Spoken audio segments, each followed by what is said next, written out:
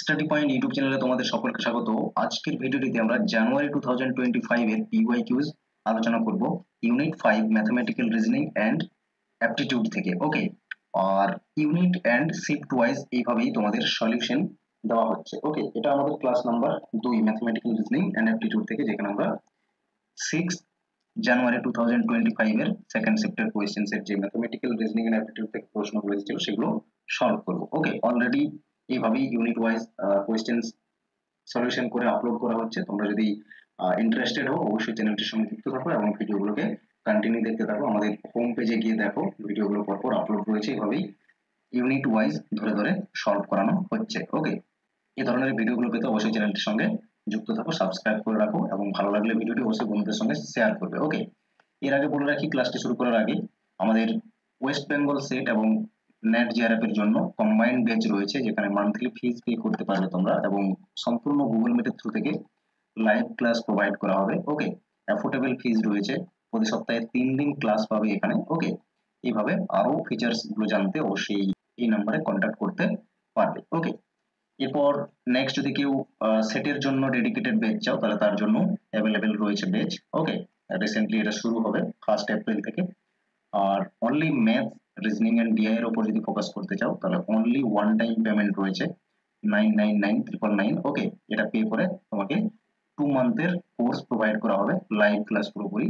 ওকে, যার থ্রু থেকে এই দুটো ইউনিট কভার করা হবে এবং 10টা কোয়েশ্চেন্স মানে 20 মার্কস তোমাকে কনফার্ম করে দেওয়া হবে। ঠিক আছে, ব্যাচে যুক্ত হতে নাম্বার দেওয়া রয়েছে, হোয়াটসঅ্যাপ বা কল করে আরো ডিটেলস জেনে নাও।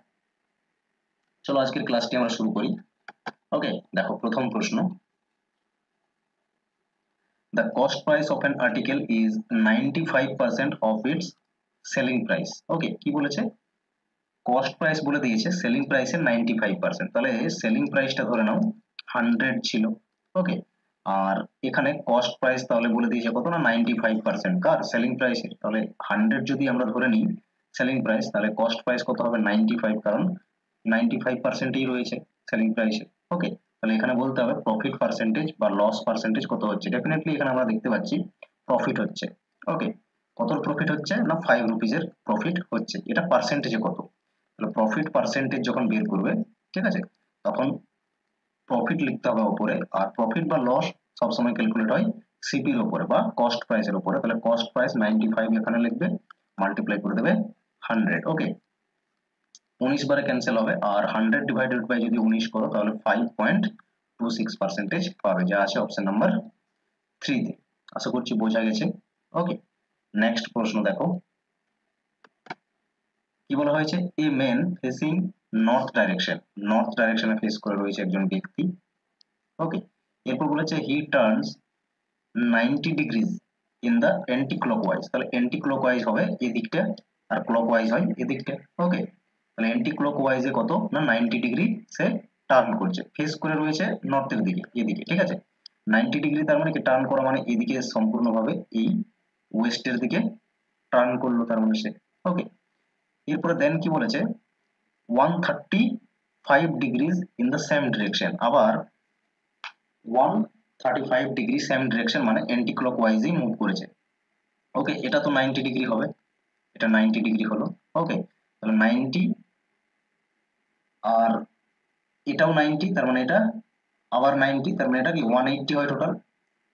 ঠিক আছে, এই বরাবর টোটাল 180 হয়, কিন্তু 135, তার মানে কি এটা যদি আমরা 45 ভাগ করি তাহলেই এটা 45 যদি করি 90 এর 45, 90 কে যদি আমরা 45 ভাগ করি তাহলে এটা 90 আর 45 এটা হয়ে গেল এই, তার মানে এখন এখানে টার্ন করেছে এইভাবে। ওকে, এটা টোটালটা হবে, এই টোটালটা হলো 135, অ্যান্টি ক্লকওয়াইজ 135 ডিগ্রি টার্ন করলো। দেন বলেছে he turns 270 degrees in the clockwise direction, তারপরে 270 ডিগ্রি ক্লকওয়াইজ ডাইরেকশনে করেছে। এটা তাহলে আমরা দেখতে পেলাম 135 হলো, এটা পুরোটা এই অবধি। ঠিক আছে, এখান থেকে এই অবধি। এখন এখান থেকে এটা 90, এটা 90 হলো। ওকে, তার মানে এতটা আবার 45 ডিগ্রি টার্ন করবে, তাহলে এই 135 আর এই 135 টোটাল 270 হলো। এখান থেকে পুরোটা 270 হলো ক্লকওয়াইজ ডাইরেকশনে। Which direction is the man facing now, কোন দিকে এখন ফেস করে রয়েছে? নর্থ এন্ড ইস্টের কমন প্লেস, তার মানে নর্থ ইস্টে ফেস করে রয়েছে। অ্যান্সার কি হবে? North east, option number 1। ওকে, নেক্সট দেখো কোডিং বেসড প্রশ্ন রয়েছে। কাশ্মীর ইজ কোডেড এজ কি না এভাবে লেখা হচ্ছে। ওকে, কিভাবে সলভ করবে? এভাবে লিখে নাও যে ওয়ার্ডটি বলবে এবং সেই ওয়ার্ডের সঙ্গে যা কোড দিচ্ছে তার কি রিলেশনে রয়েছে এটা দেখবে, ঠিক আছে? আর জি এল এইচ কিউ, দেখো তো জে কে এদিকে জাস্ট রয়েছে, Z A, okay, R S, G H, L M, H I, Q R এভাবে রয়েছে। তাহলে এখানে লখনৌ, ঠিক আছে, এর কোড কি হবে? L U C K N O W, Lucknow, ঠিক আছে।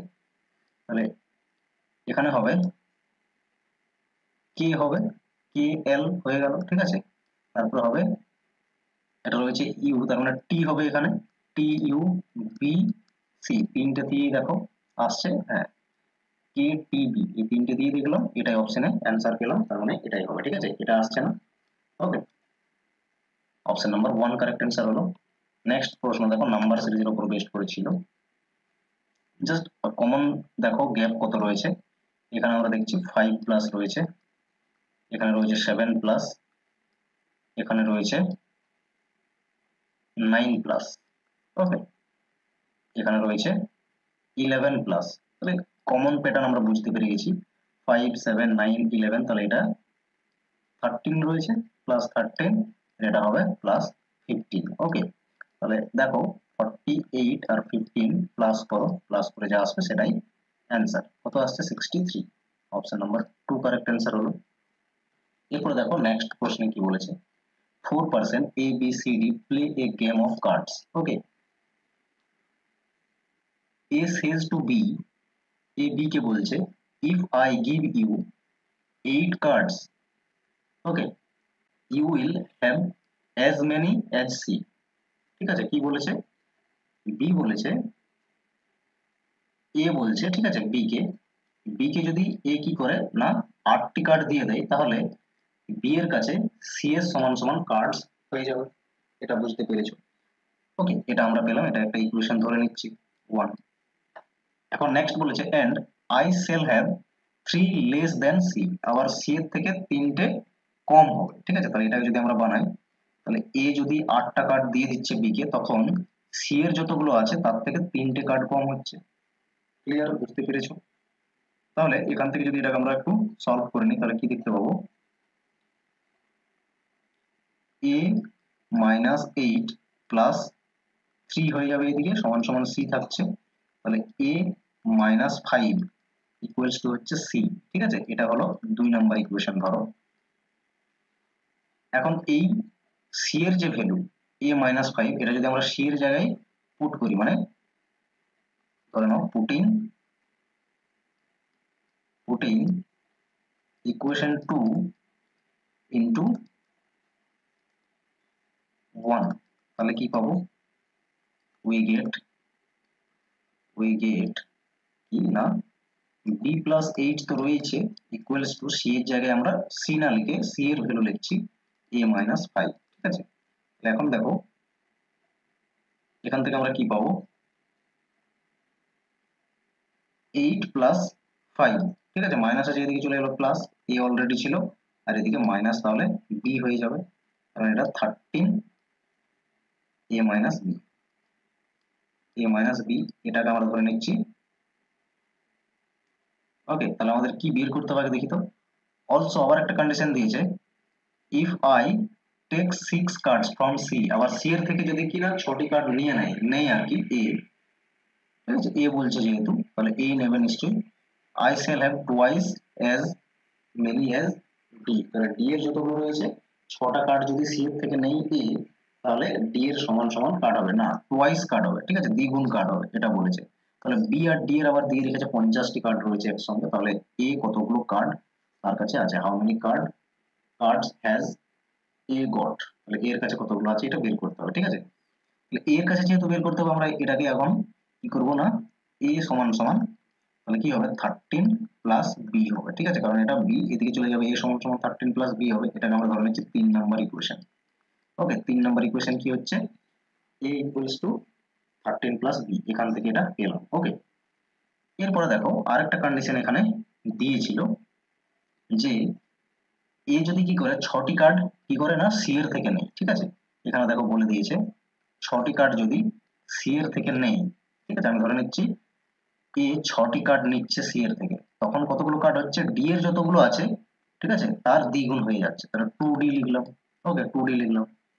ওকে, এবার দেখো বলেছে বি এবং ডি এর একসঙ্গে 50টি কার্ড আছে, ঠিক আছে, বি প্লাস ডি সমান সমান কি বলেছে না 50টি কার্ড রয়েছে। তাহলে এখান থেকে দেখো ডি এর ভ্যালু কি আসবে, ডি এর ভ্যালু বের করতে পারবো আমরা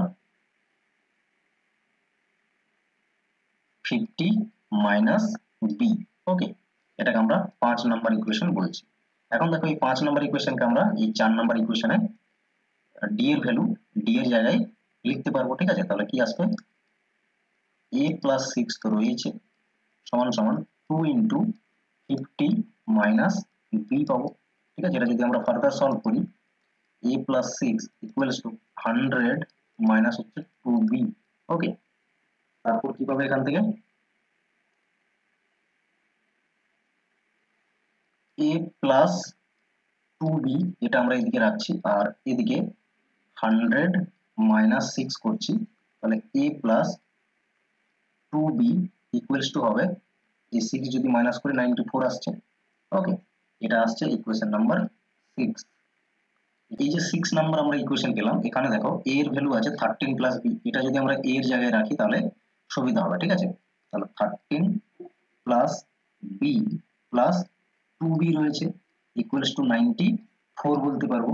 এখন দেখো এই 3b হয়ে যাচ্ছে, তাহলে এটা আর এটা হবে 94 মাইনাস 13, তাহলে b এর ভ্যালু কি আসবে, এটা মাইনাস করো, মাইনাস করলে কি পাবে 81 পাবে, আর তার নিচে চলে আসবে 3, তার মানে b এর ভ্যালু দেখো 27 পেয়েছো, ঠিক আছে।